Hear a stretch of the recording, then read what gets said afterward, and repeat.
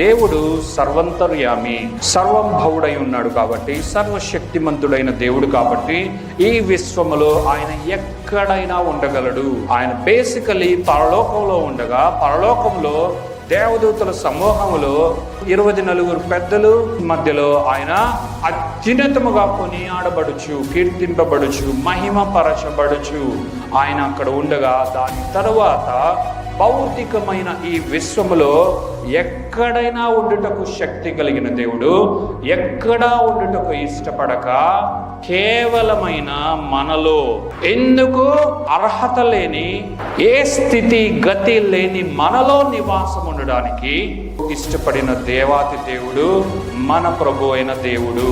ఆ దేవుని యొక్క ఆత్మ ఎక్కడంటే అక్కడ నివసించుటకు ఇష్టపడటం లేదు, కానీ మనలో నివాసం చేయుటకు ఇష్టపడుతూ ఉంది. ప్రియమైన దేవుని బిడ్డలారా,